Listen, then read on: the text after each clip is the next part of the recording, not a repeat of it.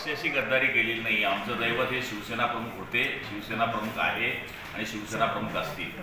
त्याच्यामुळे आम्ही गद्दारी केलेली नाही, आम्ही उठाव केलेला आहे. ज्यावेळेस एखाद्या गोष्टी कोणी ऐकत नसेल आणि आपल्या विचारधारेशी लांब जात असेल तर आम्ही आमची विचारधारा ही शिवसेना भाजप ही विचारधारा होती, त्या विचारधारेला शिवसेना प्रमुखांनी मान्यता दिलेली होती. अटल बिहारी वाजपेयी, प्रमोदजी महाजन आणि माननीय शिवसेना प्रमुखांनी केलेली युती ही अबाधित राहावी याच्याकरता केलेला हा आम्ही उठाव आहे. आणि भगवा झेंडा कोणाच्या हातात आहे कोणाच्या हातात नाही हे सांगण्याची गरज नाही. आमची जे हिस्ट्री चेक केली तर आम्ही भगव्याकरता किती वेळ जेलमध्ये गेलो आहे हे आपल्या लक्षामध्ये येईल आणि भगव्याकरता आमच्यावर किती केसेस झालेल्या आहेत, इव्हन आमच्यावर काय काय केसेस झालेले आहे याची जर तपासणी केली तरी कोणीही आमच्यावर ही टीका करू शकणार नाही की आम्ही भगव्याकरता काय केलेलं आहे. जवळपास 15-20 योजनांच्या बाबतीमध्ये निवेदन तर आत्ताच इथं मला प्राप्त झाले आहे.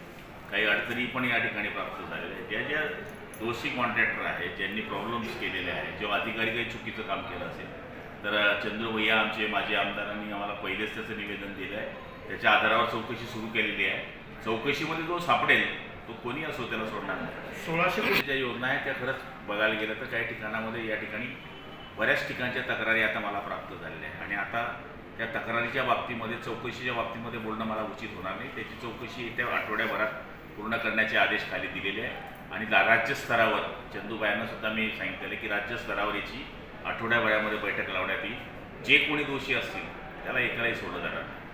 कुठलेही मुद्दे नसल्यामुळे अशा गोष्टी बोलणं हे उचित नाही आहे. मुळं आपण पाहतो आपलीसुद्धा घरं आपण बांधतो तर पहिल्या पावसाळ्यामध्ये म्हणा बऱ्याच ठिकाणी गळती आपल्याला बघायला मिळते.